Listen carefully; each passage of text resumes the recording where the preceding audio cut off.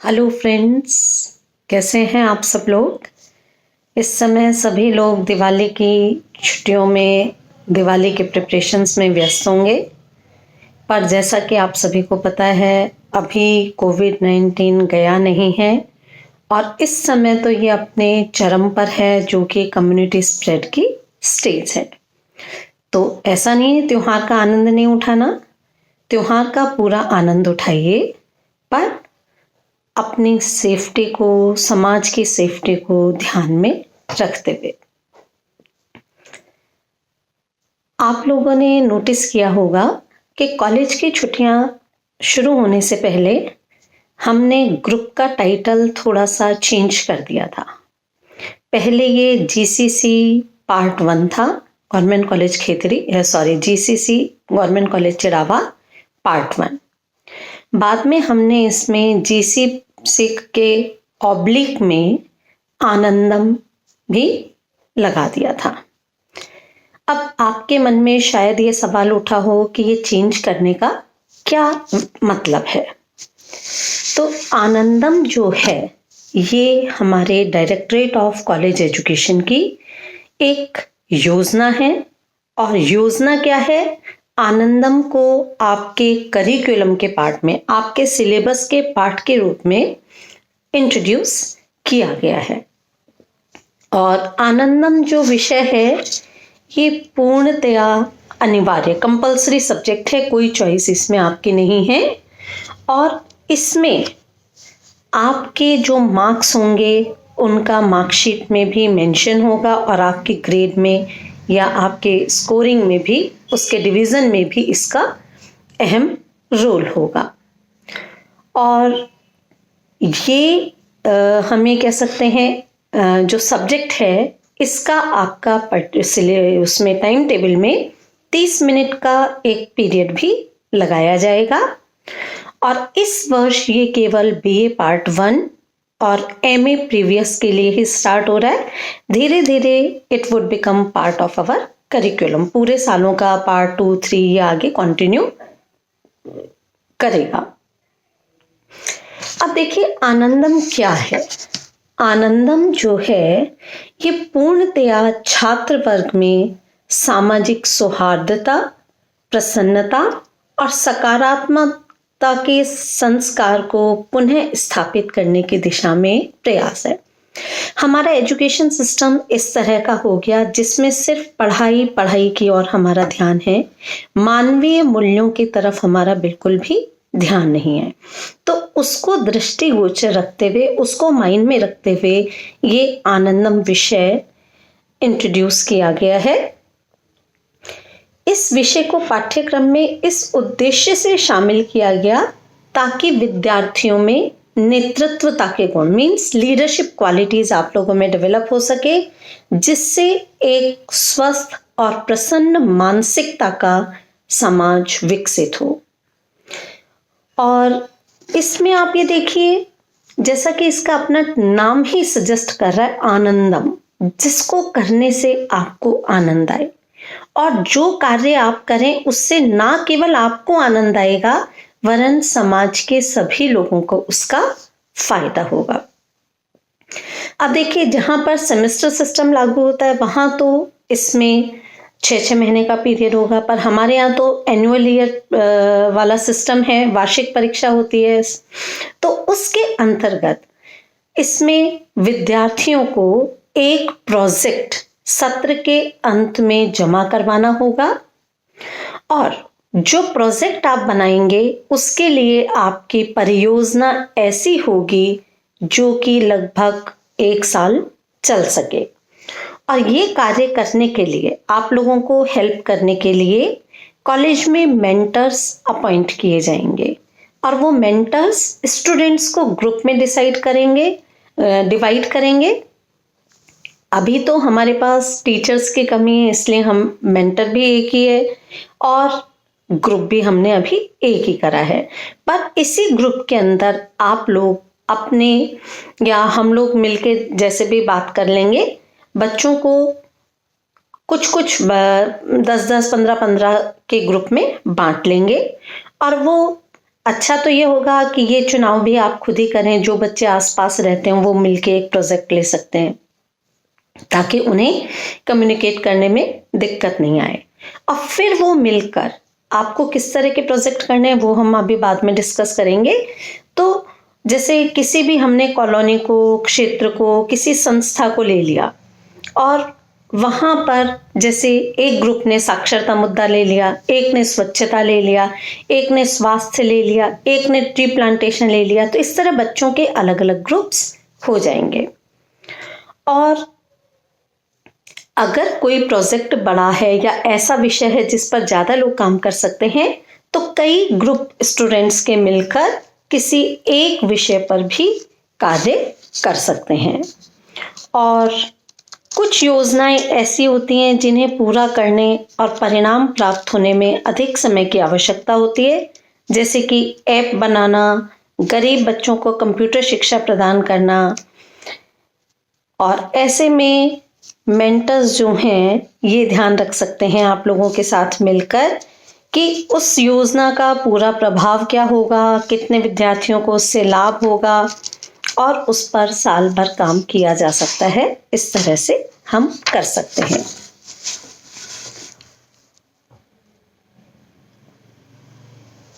और आप लोग जिन प्रोजेक्ट्स पे काम करेंगे उनका असेसमेंट करने के लिए, उनका मूल्यांकन करने के लिए महाविद्यालय स्तर पर प्रोजेक्ट असेसमेंट कमेटी होगी। और इसके अंतर्गत आप लोगों को व्यक्तिगत लेवल पर भी कुछ काम करने होंगे और सामूहिक लेवल पर भी काम करने होंगे। व्यक्तिगत लेवल का जो कार्य है वो कार्य आप अभी से शुरू कर सकते हैं या आपने इससे पूर्व में भी किया हो तो उसको आप अपने डेट्स की एंट्री के साथ उसमें मेंशन कर सकते हैं। इसके लिए आपको करना क्या होगा, एक डायरी मेंटेन करनी होगी। सभी बच्चे एक एक डायरी ले लें और उस डायरी में डेली की एंट्रीज होंगी और आपको हर दिन अगर आपने कोई अच्छा कार्य किया है तो उस कार्य को आपको उसमें मेंशन करना होगा। और ये डायरी जो है, इनके सबके प्रोजेक्ट के अलग मार्क्स हैं, डायरी के अलग मार्क्स हैं, वो मैं आपको सारा बता दूंगी। अब इनमें हम किस तरह के कार्य किए सकते हैं। हालांकि ये आपका प्रैक्टिकल सब्जेक्ट है तो इसका जो बाकी प्रैक्टिकल सब्जेक्ट्स की तरह से ही इसका भी कार्य होगा। अब देखिए, आनंदम से रिलेटेड कुछ क्वेश्चंस जो हैं हमारे माइंड में, आप लोगों के माइंड में अराइज हो रहे होंगे। क्या है आनंदम, क्या सिलेबस है, कैसे करना है, थोड़ा सा नया विषय है इसलिए। अब देखिए, फर्स्ट जैसे क्वेश्चन आता है, आनंदम क्या है। तो आनंदम एक आवश्यक विषय है जिसमें हर स्टूडेंट को इन्वॉल्व होना पड़ेगा। फिर जैसे आपको मैंने बताया, क्वेश्चन है क्या ये सब छात्रों पर लागू? हाँ, इस साल केवल फर्स्ट ईयर पर और एमए प्रीवियस पर, बाकी धीरे धीरे सभी उसमें हो जाएगा। और इस नए सब्जेक्ट को इंट्रोड्यूस करने का उद्देश्य क्या है? इसका उद्देश्य छात्रों को समाज से जुड़कर संवाद करने, समाज की समस्याओं को समझने और सुलझाने के लिए उत्साहित करना है। और छात्रों को देने और साझा करने के, किसी को कुछ देने पर, किसी के साथ कुछ शेयर करने पर कितनी खुशी मिलती है, इस खुशी के प्रति संवेदनशील बनाना है, जो कि आजकल देखने को नहीं मिलती। इससे जुड़कर विद्यार्थियों को अपनी रचनात्मकता मतलब आप में कितनी क्रिएटिविटी है, और संवेदनशीलता मतलब कितनी सेंसिटिविटी आप में है, उसे दिखाने का मौका मिलेगा। क्रिएटिविटी कि आप नया प्रोजेक्ट बना रहे हैं, आप देश के लिए क्या कर सकते हैं, आप किस तरह की योजना बना करके लोगों का भला कर सकते हैं। और ये भला आप क्यों करेंगे? क्योंकि आपके अंदर कुछ करने की फीलिंग्स है, तो वो सेंसिटिविटी आपकी दिखाएगी। अब ये है कि ये विषय छात्रों की मदद कैसे करेगा। ये विषय पूरी तरह से देने और साझा करने की खुशी पर आधारित है। ये न केवल विद्यार्थियों के व्यक्तिगत, सामाजिक, नैतिक, शैक्षणिक और सर्वांगीण विकास के लिए बहुत प्रभावी सिद्ध होगा, वरन उनके नेतृत्व गुण को, उनकी लीडरशिप को भी निखारेगा, जिससे उनकी कैरियर संभावनाएं और प्रबल होगी। अब देखिए, जब 8-10 बच्चे, 15-20 बच्चे मिलकर किसी प्रोजेक्ट पर कार्य करेंगे और किसी कॉलोनी, बस्ती, किसी संस्था के लिए कार्य करेंगे, तो पहली बात तो बच्चों में आपस में ही कोऑपरेट करने की फीलिंग आएगी, शेयर करने की फीलिंग आएगी। और फिर हम अपने व्यूज, जिस तरह से हम किसी की हेल्प कर सकते हैं, आपको कम से कम एक थॉट मिलेगा, एक विचार मिलेगा। आपस में डिस्कस करिए आप, तो आपको ये समझ में आएगा कि हाँ, हम ये कार्य करके इस प्रकार से लोगों का हित भी हो सकता है। और जब आप किसी के लिए कुछ अच्छा करेंगे तो अंदर से ही खुशी आप में, एक आनंदम की फीलिंग आपके अंदर से ही क्रिएट होगी।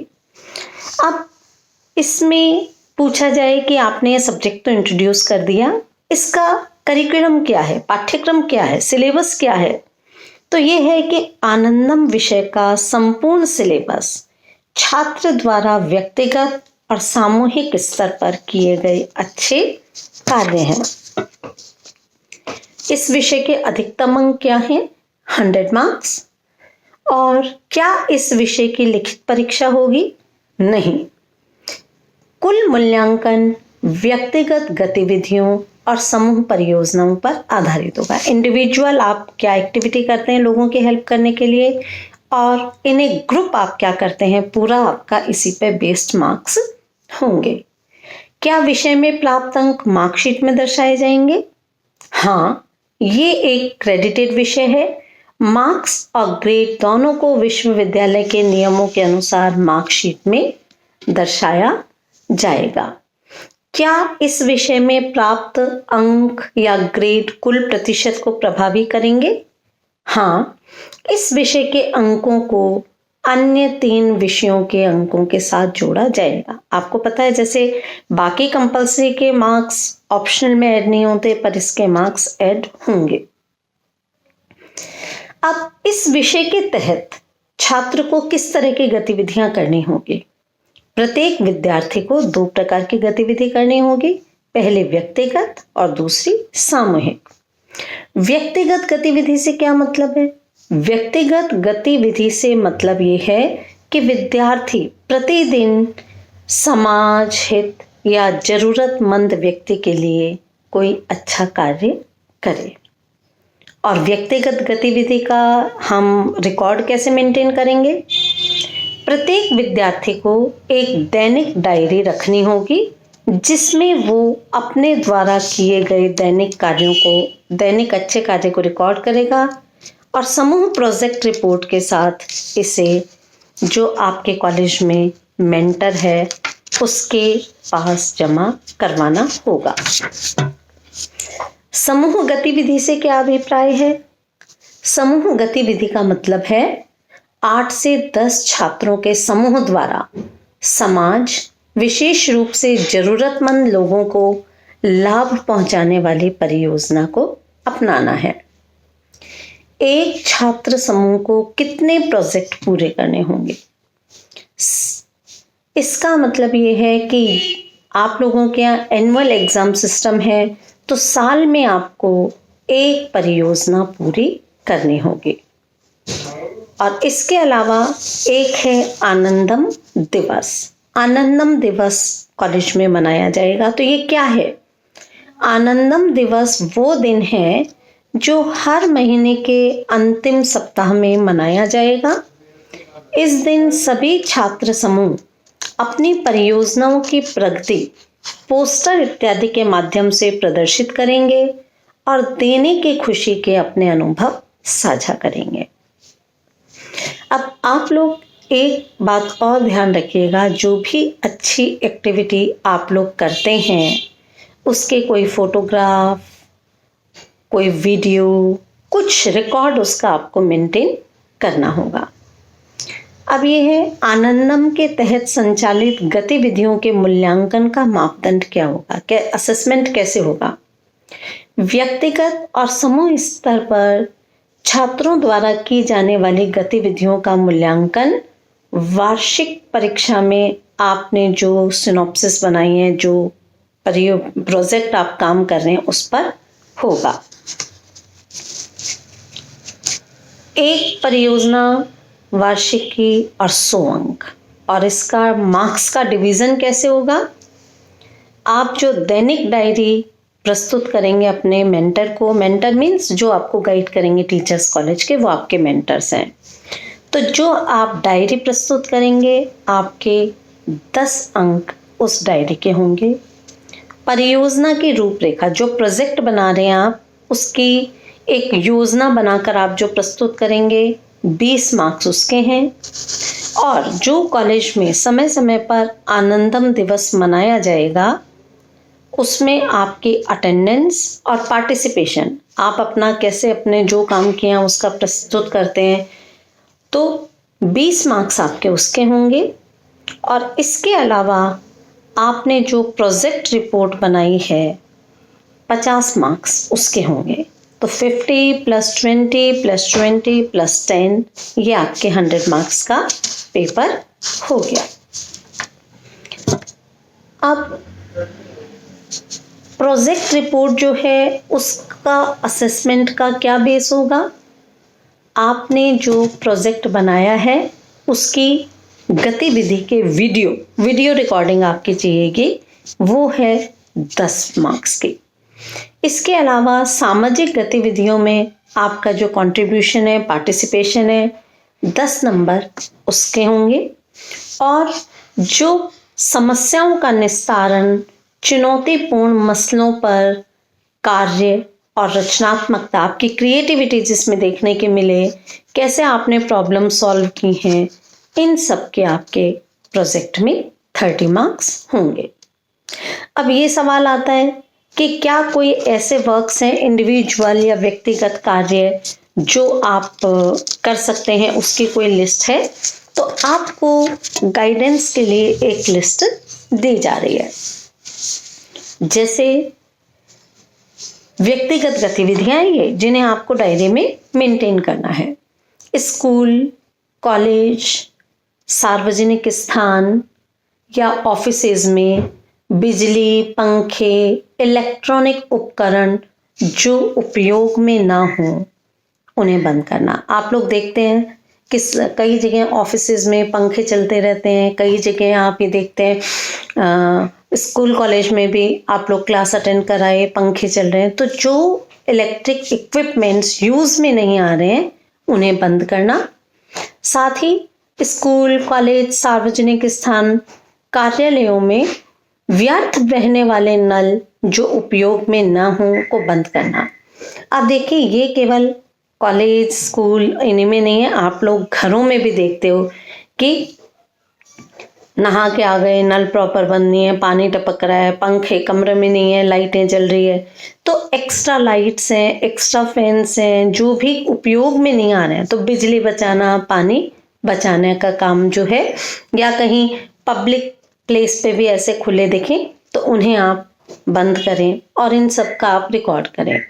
या रिहायशी और सार्वजनिक स्थानों पर प्लास्टिक, कचरे, टायरों आदि को जलाने को हतोत्साहित करें। आप देखते हो कि लोग कचरा जलाते हैं, प्लास्टिक जलाते हैं, तो लोगों को डिस्करेज करो, मना करो, हतोत्साहित करो। फिर वृद्ध जनों की मदद, कमजोर, महिला, वृद्ध जनों को बैठने की जगह घर, बस, सार्वजनिक स्थानों पर कहीं भी आप सीनियर सिटीजन्स को देखें, उनकी किसी प्रकार से मदद हो सकती है तो उनकी मदद करें। किसी को जानवरों से क्रूरता करने से रोकना। एनिमल्स के साथ में भी लोग क्रूएलिटी करते हैं, और कुछ नहीं, दिवाली में पटाखे ही बांध देते हैं जानवरों के पूंछों के। तो कोई जानवरों को पीट रहा है, तो उन्हें ऐसा करने से रोकना। एक चीज और सुनिश्चित करें कि कागज का दुरुपयोग रुके और पेपर एक साइड लिख लिया तो दूसरी साइड भी। इसमें एक सबसे अच्छा काम आप क्या कर सकते हैं, जैसे आप लोगों के घर में पेम्फलेट्स आते हैं, न्यूज़पेपर्स के साथ में पेम्फलेट्स आते हैं, वैसे पेम्फलेट आते हैं।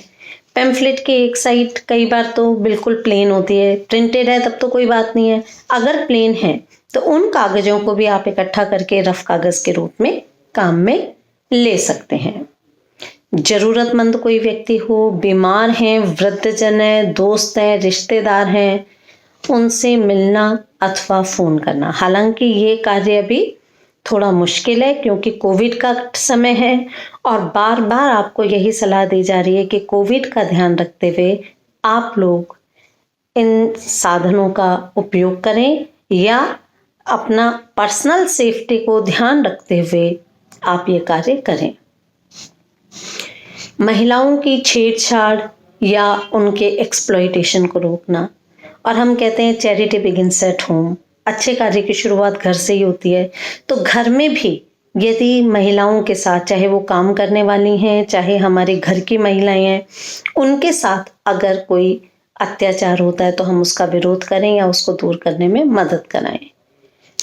प्लांटेशन करें, पौधे लगाएं, पौधे लगे हुए उन्हें सींचें, पड़ोसी या दोस्त की मदद के लिए समय निकालना, जरूरतमंद व्यक्ति के साथ भोजन, पानी, दवा साझा करना। अब आप देखिए, इस समय आपको पता है कोविड के कारण जॉब बहुत कम हो गए हैं, तो हमारी कोशिश ये रहनी चाहिए कि जो हमारे, आप लोग फेसबुक, व्हाट्सएप पर इस तरह के वीडियो भी बहुत देख रहे हैं कि जो कमजोर तबके के लोग बाजार में थोड़ा थोड़ा सामान लिए हुए बैठे हैं, जिनकी रोजी रोटी का साधन ही वो है, हम उनसे सामान खरीद लें, या हमारे घर में काम करने के लिए जो कर्मचारी आते हैं उनके साथ भी हम उनको दिवाली पे इस तरह से शेयर करें सामान का कि उनकी भी दिवाली अच्छी मने। एक चीज और बहुत देखने को मिलती है, दीपावली के समय बहुत सफाई होती है। सफाई तो हम अपने घरों में कर लेते हैं और कूड़ा सड़कों पर डाल देते हैं। ये तो आजकल म्यूनिसिपैलिटी वाली गाड़ियां हर जगह जाती है, उसके बावजूद भी तो हमें ये भी कार्य हम कर सकते हैं कि लोगों को प्रेरित करें कि वो सड़क पर कचरा ना डालें और डालने के क्या नुकसान होते हैं इसके बारे में जागृत करें। सभी से, विशेष रूप से गरीबों से विनम्रता से बात करना और शब्द और संकेतों के माध्यम से महिलाओं, लड़कियों का सम्मान करना, बच्चों, महिलाओं के सामने अभद्र भाषा का प्रयोग न करना, किसी का खोया हुआ पर्स, वॉलेट, दस्तावेज आपको कहीं मिल जाते हैं तो वो लौटाना, अपनी जगह अन्य को लिफ्ट में, कतार में दे देना। कहीं आप बिल जमा कराने गए हैं, आपसे पीछे कोई लेडी खड़ी है, बुजुर्ग हैं, आप पीछे हो गए, उन्हें अपनी जगह दे दी।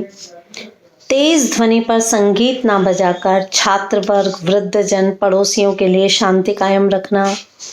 किसी ऐसे व्यक्ति को उपहार देना जिसे आप नापसंद करते हैं, जिनसे आपका झगड़ा है, जिन्हें आप डिसलाइक करते हैं, उनसे मिलें, खुशी से मिलें, उन्हें कोई गिफ्ट दें। फिर कंप्यूटर संबंधित दैनिक समस्याएं जैसे ईमेल भेजना, इंटरनेट देखना, प्रिंट आउट निकालना आदि में किसी की मदद करना। तो ये सारे कार्य ऐसे हैं जो आप व्यक्तिगत स्तर पर कर सकते हैं और इसमें काम आप और भी जोड़ सकते हैं। घर में आपके बड़े लोग हैं जिन्हें मोबाइल के भी डिफरेंट ऐप्स को यूज़ करना नहीं आता, स्मार्टफोन को यूज़ करना नहीं आता, तो आप उन्हें चलाकर उसका उपयोग करना सिखा सकते हैं। तो ये तो आपकी हैं जो इंडिविजुअल लेवल पर, व्यक्तिगत स्तर पर जो एक्टिविटीज़ हैं। इसके बाद आती हैं समूह एक्टिविटी, जैसे बिजली पानी के संरक्षण हेतु किसी विशेष क्षेत्र, कॉलोनी, ऑफिस में नारे, पोस्टर के माध्यम से जागरूकता बढ़ाने वाले कार्यक्रम और अभियान आसानी से हो सकता है। कचरा निस्तारण के बारे में लोगों को प्रशिक्षित करने के लिए एक क्षेत्र, कॉलोनी या कार्यालय को अपनाना। घायल और बीमार गायों, जानवरों की देखभाल हेतु योजना। पानी, बिजली, कचरा निस्तारण, सड़कों, प्रदूषण के मुद्दों को सुधारने के लिए एक क्षेत्र, कॉलोनी को अपनाना। और इस समय आप सबसे बड़ी जागरूकता एक और उत्पन्न कर सकते हैं, वो क्या है? दिवाली पर जो एक्सेस लाइट्स का प्रयोग किया जाता है, घरों में कई कई दिनों तक लाइट्स जलती हैं और दिन में भी जली रहती हैं, या पटाखे जो प्रदूषण उत्पन्न करते हैं, इन सब के बारे में लोगों में जागरूकता उत्पन्न कर सकते हैं।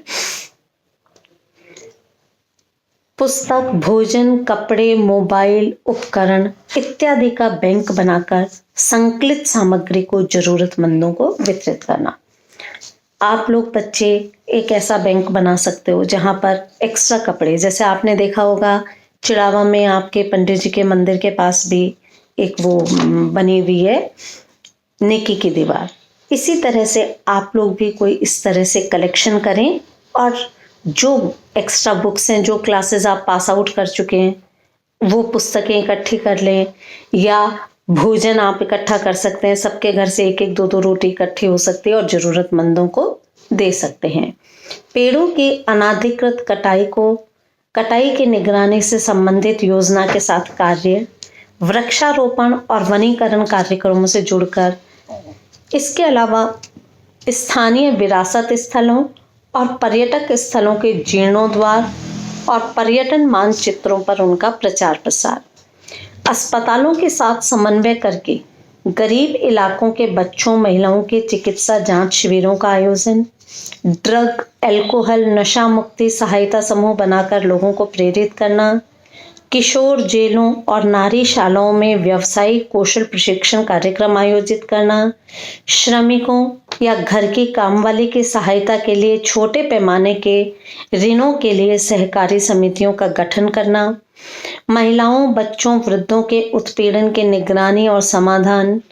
बच्चों के साथ भी कई बार अत्याचार होते हैं, महिलाओं के साथ भी होते हैं और घर में वृद्धजनों के साथ भी होते हैं, तो उसका ध्यान रखें और समाधान करें। इसके अलावा बुनाई, रंगाई, मांडना, लोकगीत, पांडुलिपियों जैसे स्थानीय कला रूपों को पुनर्स्थापित करने और प्रचार प्रसार करने के लिए समूह का गठन, सामूहिक योग, ध्यान के लिए विशिष्ट समूह जैसे आयु या लिंग आदि के प्रशिक्षण कार्यक्रमों का आयोजन, बावड़ियों, कुओं और अन्य जल स्रोतों के जीर्णोद्धार के लिए समूह का गठन, वर्षा जल, सौर ऊर्जा संचयन के लिए लोगों को प्रेरित कर तकनीकी जानकारी देना, स्थानीय लोगों के लिए सार्वजनिक उद्यान, पार्क आदि के रखरखाव के कार्य, कंप्यूटर प्रोग्रामिंग और एप्स के बारे में युवाओं को प्रशिक्षित करना। युवाओं के साथ साथ घर में बड़े लोगों को भी आप कर सकते हैं। अपने इलाके में बालिकाओं के सर्वांगीण विकास और सशक्तिकरण के लिए बेटी बचाओ, बेटी पढ़ाओ और अन्य सरकारी योजनाओं में भागीदारी, स्थानीय संसाधनों से सरल व नई तकनीक विकसित करना जिससे गरीब, श्रमिक वर्ग और किसानों के समय, श्रम की बचत के साथ उनके जीवन पर सकारात्मक प्रभाव पड़े। तो ये जो है सिर्फ एक आइडिया है आप लोगों को। इसके अलावा भी आप लोग अपने हिसाब से कोई समाज के विकास से संबंधित कोई प्रोजेक्ट ले सकते हैं, और प्रोजेक्ट ऐसा हो जो कि आपका साल भर तक चल सके, और जो भी कार्य हम करें उसे अपनी पूरी शिद्दत और ईमानदारी से करें, ताकि इस आनंदम विषय की उपयोगिता सिद्ध हो सके। और आप लोगों को दिवाली की बहुत बहुत शुभकामनाएं एडवांस में। और फिर से मेरी सलाह है, दिवाली पर अपने आप को सुरक्षित रखते हुए त्योहार मनाएं, पटाखों का कार्य कम करें, पटाखों से प्रदूषण ना करें, और विदेशी सामानों का बहिष्कार करें, और अपने स्वदेशी जो कलाकार हैं उनकी कलाकृतियों से, दीपकों से अपने घरों को सजाएं। इससे बिजली की बचत होगी, साथ ही हमारे लोकल जो रोजगार है व्यक्ति हैं उन्हें भी रोजगार के अवसर उपलब्ध होंगे। त्योहार पे भोजन, मिठाई अपने घर में, या कोई नीडी पर्सन है, काम वाले हैं, उन लोगों के साथ शेयर करें, और अपनी पॉकेट मनी है उसे भी बचाकर थोड़ा किसी समाज के योगदान में कार्य करें। पटाखों से, धुएं से, प्रदूषण से घर के बुजुर्गों को कोई परेशानी ना हो, ये भी कार्य कर सकते हैं। इसके अलावा आप घर के भी कार्यों में अपने घर वालों की मदद करके भी, क्योंकि अच्छे कार्य की शुरुआत घर से होती है, तो घर पे पेरेंट्स की मदद करके, भाई बहन मिलकर साफ सफाई करके, उस कचरे का प्रॉपर निस्तारण करके आप समाज के प्रति अपना योगदान कर सकते हैं। तो एक बार फिर से दीपावली की बहुत बहुत शुभकामनाएं। God bless you. खूब एंजॉय करो त्योहार पर और अपनी सेफ्टी का पूरा पूरा ध्यान रखें। Thank you.